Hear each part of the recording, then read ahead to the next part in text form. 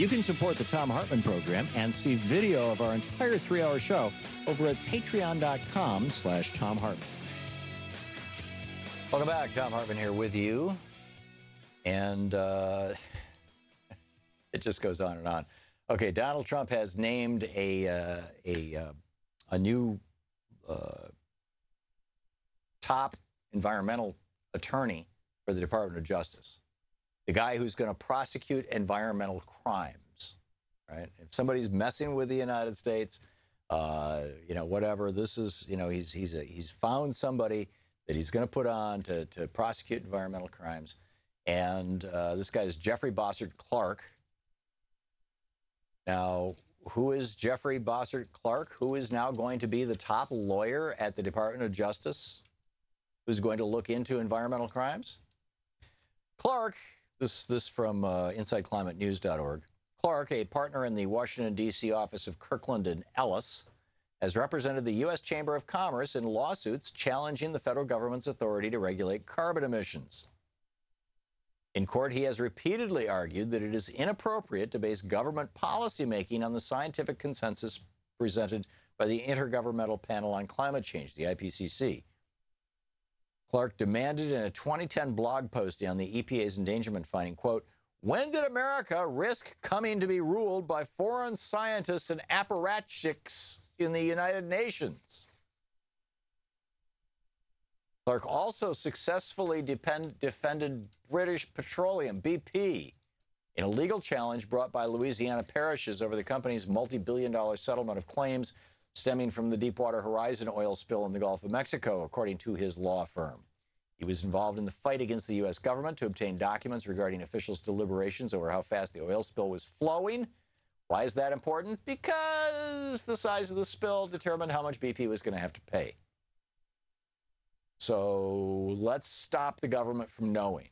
This is the lawyer who did that, right? This is the lawyer this was what he was in charge of. He also served in the George W. Bush administration from 2001 to 2005 as Deputy Assistant Attorney General for the Environment and Natural Resources Division. Whew. It's like the old gang is back, right? The old, just kind of pollute the world. It's incredible. It's just incredible, everything that is going on. I just find it breathtaking. Not finally, actually, I still have even the, there's, it's an insanely busy news day, and none of this is being covered on in the media because everybody's trying to, hoping that one of the, Mike Rogers or one of these guys, Dan Coates, Andrew McCabe, Mike Rogers or Rod Rosenstein are going to somehow implicate Donald Trump in some sort of cover-up. And all of them are just going, zip, sorry, lips are zipped shut. We are, we're not going to take on the president. You're going to have to wait tomorrow for the guy he fired to do that, because we all still work for him. So none of these things that I'm talking about right now are being covered in our press because our corporate press, seems only capable of doing one thing at a time. But another thing that's really important, this happened last night in Kansas. You will recall back about 4 years ago, I think it was, that Sam Brownback, former senator from Kansas, got elected governor of Kansas. He said, "I'm going to prove that Reaganomics actually works. I'm going to prove it to you. And we're going to use Kansas as the laboratory to prove this." Now, he didn't use these exact words, but it's pretty close.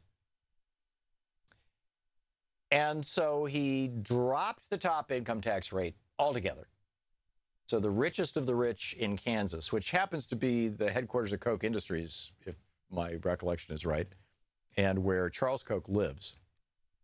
So the richest of the rich in Kansas suddenly didn't have a top income tax bracket to pay in terms of state taxes. They paid the same taxes, the upper middle class, shall we say.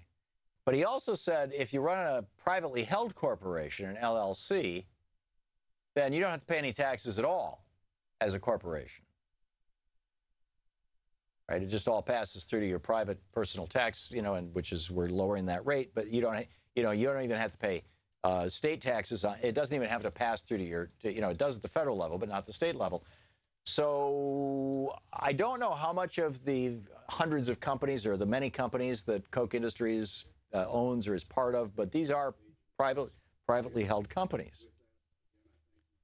And Geez, something on my computer just went nuts. Excuse me. Let me see where the audio is coming from. Oh, it's coming out of the Washington Post. Okay, so I've got to kill my Washington Post page. Excuse me. So anyhow, Sam Brownback does this thing, and don't you hate it when these websites just automatically start playing video? I mean, it's like, I like having the Washington Post up so I can check and see what's going on in the news. But now I'm just, they do this, and I'm going to have to close the tab altogether and not have the Washington Post available to me when I'm doing the show. Anyhow, otherwise we get these strange voices coming out from the background. I get it why websites do this, right? It engages people, it makes money. Whatever. I think a lot of them are shooting themselves in the foot. Anyhow, speaking of shooting themselves in the foot, Sam Brownback cut those taxes, and what did it do? It threw Kansas into a crisis. They got about $1 billion budget shortfall. They've already had to cut a couple $100 million out of their education budget. Their schools are suffering. Their children are suffering. Their infrastructure is suffering. The roads, the potholes aren't getting fixed.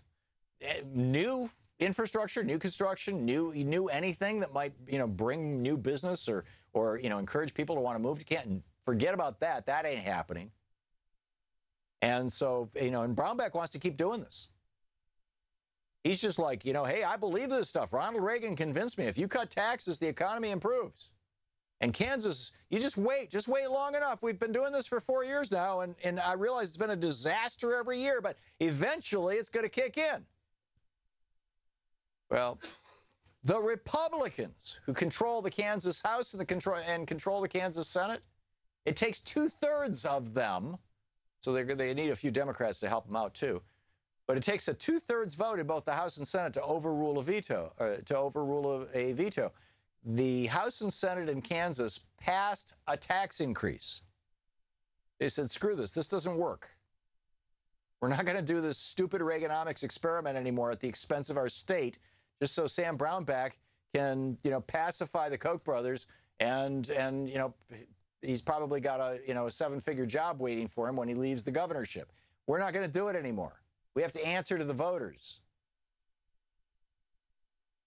And so they passed a tax increase, the Republicans in Kansas. Now, it was simply taking it back to where it used to be, but they passed it. Brownback vetoed it. They overrode his veto with a 2/3 vote.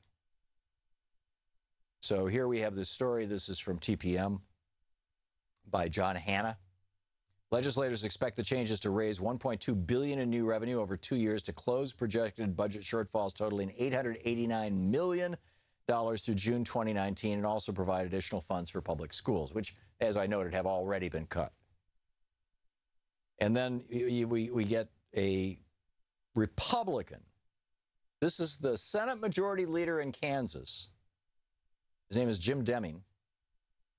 The Republican leader of the Senate, talking about this theology, this religious belief in trickle-down economics, in Reaganomics, in the 1980 primary when George Herbert Walker Bush was running against Ronald Reagan to be the nominee of the Republican Party.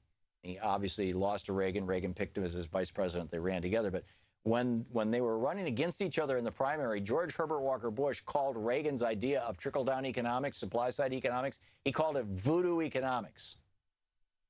It's still voodoo economics. So the Republican Speaker of the